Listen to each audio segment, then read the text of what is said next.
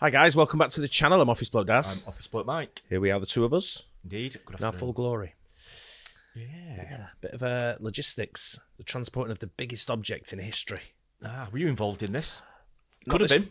Don't know what it is.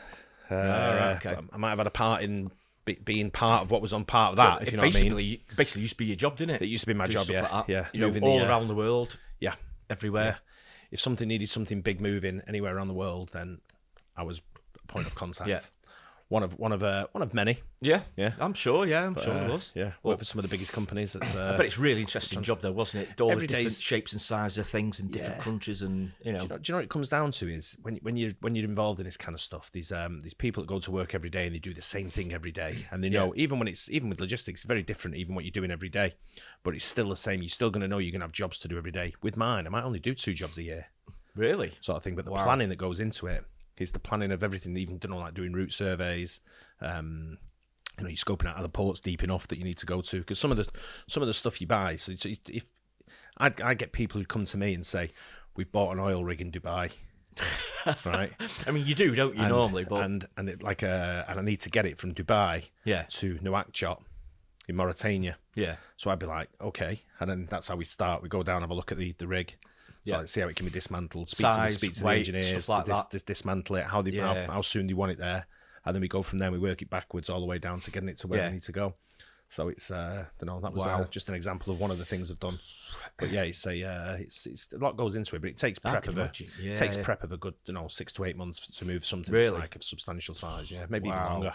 That's a long time, isn't it? But yeah, we had like an arm that was a gas arm that was needed in Argentina very quick. It was needed in Ireland just off the coast of Argentina. Yeah.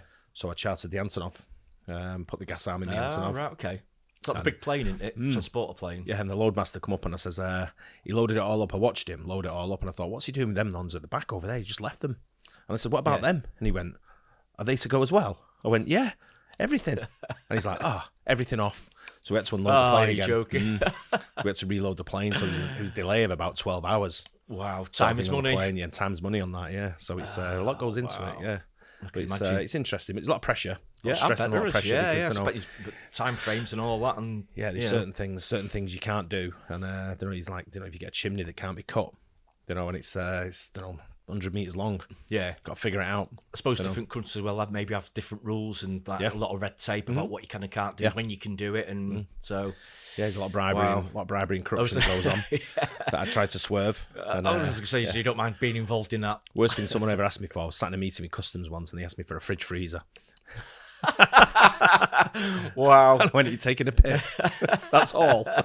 That's what you want, a fridge freezer. I said, don't get one. Wow. Anyway, let's get into this anyway. The insane logistics of transporting the biggest object in history.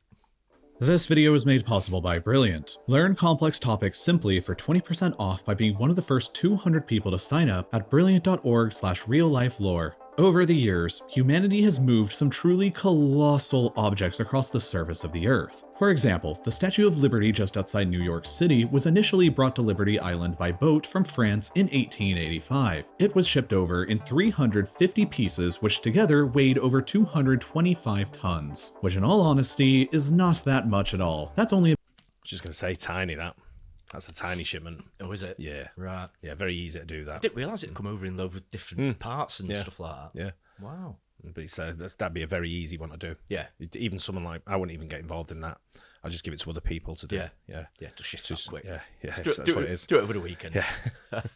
about 2 train cars worth of stuff. And obviously, trains carry a lot more cargo than just 2 trains worth. So the Statue of Liberty comes nowhere close to being the heaviest object ever transported across the world's surface. For that, we have to go across the Atlantic over to Norway. The Troll A offshore gas platform was built in 1996 and is presently located 80 kilometers off the coast of Norway in the North Sea. Norwegian contractors for Norske Shell began construction of the offshore platform back in 1991 at a fjord near the town of Vats for a cost of 650 million USD. Normally, large offshore platforms like this one are either built on the location where they want them to be, or they'll tow the parts individually out to the desired location and assemble it on site. But for the Troll A platform, they decided to do something a little crazy. They built the entire structure off-site and then towed the completed platform all the way to the Troll gas field, the field that produces nearly 40% of all of Norway's natural gas. The only problem was that the field is located 200 kilometers off the Norwegian coast in the middle of the open ocean. The platform stands at 472 meters tall and weighs 683,600 tons, which is a titanically massive structure. This thing is even taller than the Petronas Twin Towers in Malaysia, which are 452 meters tall and the 17th and 18th tallest buildings in the world. The Troll A platform is also heavier than 7 Nimitz-class aircraft carriers all combined. The legs of the platform alone... It's a big house piece of kit, isn't it? It's absolutely enormous, isn't it? We'd tow a platform. That's how I'd do it in the past. Yeah. Use the equipment to tow it, but this is a different. How would you tow it? I mean, is it all on the surface? You just think it'd be a massive risk of toppling over. You'd have you'd have everything, all kinds of stuff involved. You'd have to, wouldn't you? Yeah, you'd have to have a really, really good weather forecast, I'm guessing, as well. Some of the engineers you see, we're moving heavy equipment and oversized equipment. Some of the engineers you see and how smart and how well they think outside of your regular mental sort of thinking, right, I've got to get that from here to there. They don't go from there to there. They go from there to there to there to there and come the back way.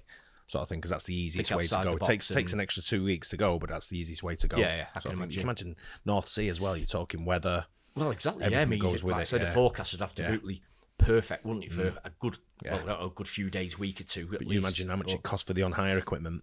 That you don't know when you're going to go. You're going to have a window of maybe 6 months. Yeah, and you've got to order it and get it in place as well, because it could be a lot of these things that move big equipment around. I'm guessing there's only so many around the world. They don't have one in every port, do they? But Norway would be big. They've got a lot of heavy equipment. They've got a lot of platforms in the North Sea anyway, I think, haven't they? Correct. Yeah.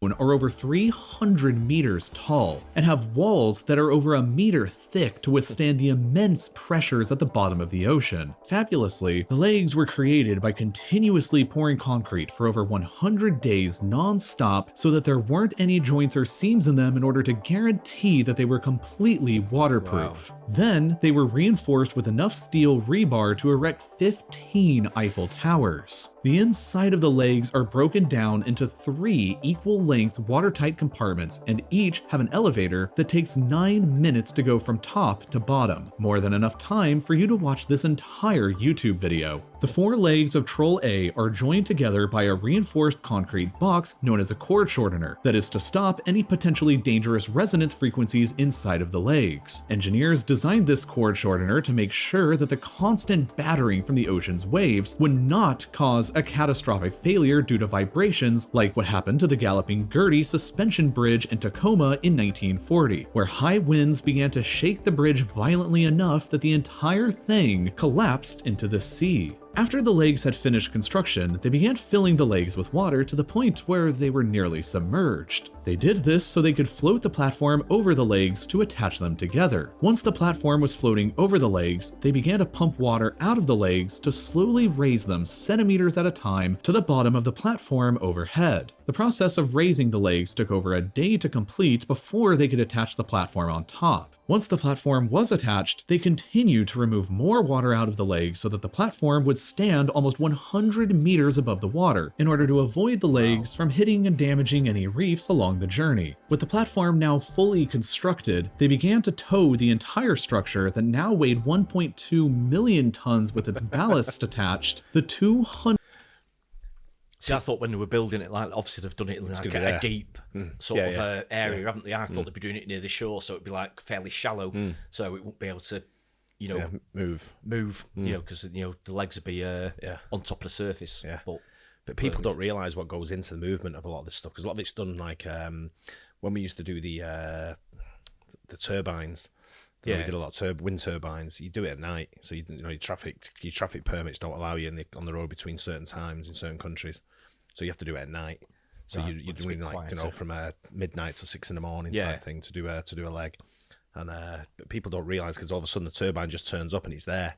Yeah. And everyone's thinking, oh, they put a new turbine in it. You don't understand what it takes to get that turbine to where it is, where it's going. Yeah, it's a lot. 100 kilometers to the Troll gas field. The average new Panamax container ship is only capable of carrying a cargo weight up to 120,000 tons. In order to transport the Troll A platform with ballast, you would need at least 10 of these new Panamax ships to carry the entire load. Well, once they started, the tow took over a week to complete and used 10 tugboats to maneuver the platform out of the fjord where they had been constructing it in and across the North Sea to its final destination. The towing operation was broadcast on live Norwegian TV and became a spectacle at the time back in 1996. Once the platform had been towed to its final destination over the gas field, they began to fill the legs back up with water again until it was resting on the seabed 303 meters down. Then, they placed a total of 19 40-meter tall vacuum anchors in the seabed around the four legs of the platform to prevent it from moving. With the anchors in place, they began pumping the water out of the legs again, and the Troll A platform was finally in place after 5 years of construction and going on a 200-kilometer long voyage.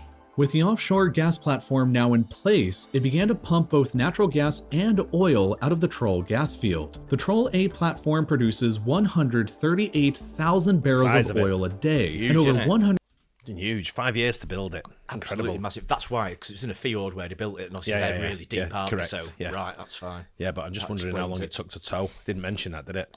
I thought it was 7 days. Oh, is that what you said? Took I think 7 so, days? yeah, I think so. Yeah, it's an incredible But time. like I say, you've got to have a great weather forecast if it's to incorporate like a full week's worth of towing. Yeah, how many tugboats did he say? 11? It was Something something like like 11 and 15, wasn't it? It was a lot.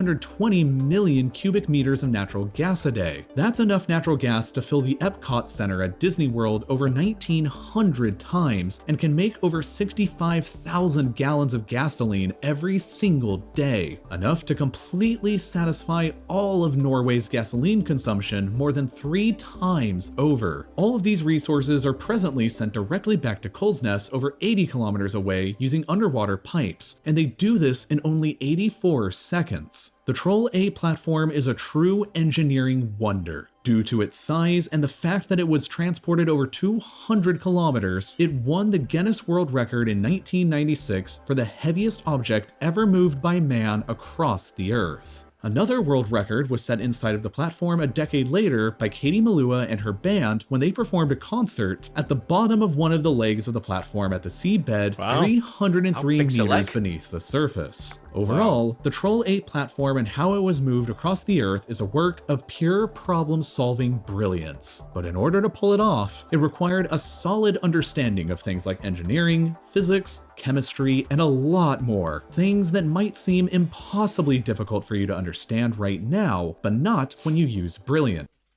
Yeah, segue into his ad, I guess. Even, I mean, I know we're on about transport, but even building something like that. Yeah. Oh, With a blank piece of paper, say, right, I want an oil and gas platform.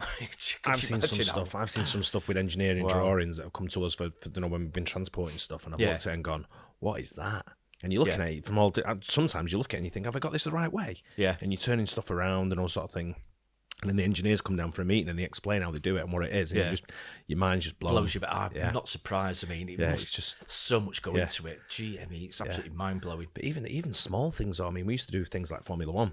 So you see, like Formula One cars, what goes into that? The engineering that goes into it is just like the high end. It's pretty groundbreaking, isn't it? Things like Formula One and motorsport. I mean, a lot of things that they sort of develop and sort of create for Formula One that ends up being in like the everyday family car, don't it? Like 5-10 years down the line. Exactly. But when you look at engineering, the way it goes in, like that, moving stuff around, it's like I say, people take it for granted when you see stuff and you think wasn't there. It's like, oh, look what they built there, and it's been put in place. There are a lot of stuff that's like built somewhere else and then transported in like as one unit. So like sometimes you see them going down the motorway, you see sort of like wide loads going down that are like super wide. It shouldn't be at that time of the day, but you think they've got to move it at a certain time.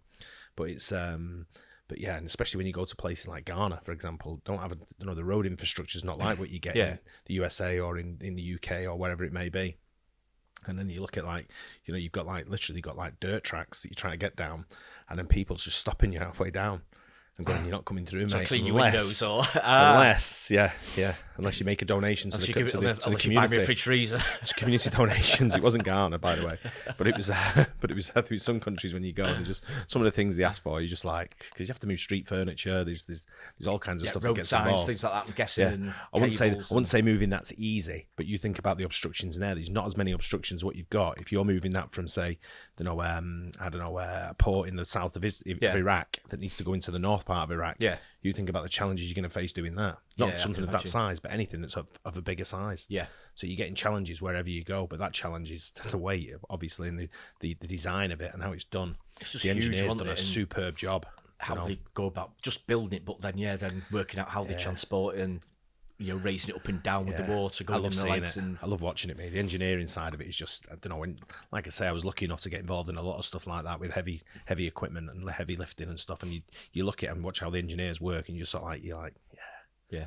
I was a little bit a part of it. My own part was only tiny, but it was still a part of certain things that go on, sort of thing. But it's it was superb to see. Yeah, and it's impressive. And you sort of like you see the guys. It's like to them, it's like every day. It's the work, it's the job. I'm guessing, isn't it? So but you see the pressure that goes into it, because one mistake. One mistake on that, and you've lost 5 years. You've lost billions of pounds. Billions of dollars. Every day, every week lost when you're drilling for oil and gas as well. It's absolutely millions and millions of dollars worth of revenue at stake as well, isn't there? One of the other things I used to do was ship spares. So it's like when ships are going around the world, if they break down, you need to get the ship spares to them wherever they were in the world. Again, sometimes they can't wait; they have to go to the next port, and they can't wait. Huge, transporting ships. I mean, if they break down, it costs a lot of money to have it just sat in a dock doing nothing, doesn't it? So again, really important part of the job. Yeah, it's one of those things. It's mind blowing out there the way you do things like that. It is, and I think people need to take it more. More into the mind how things get there. I think you do take things for granted, don't you? You see an oil platform, you think, oh, right, there's an oil platform there, but exactly. You start from scratch with a piece of paper and say, right, go on then, you do it. Yeah, it's good. But anyway, enjoyed that. Hope you guys enjoyed it as well. Don't forget to like and subscribe. See you on the next one. Cheers. Cheers.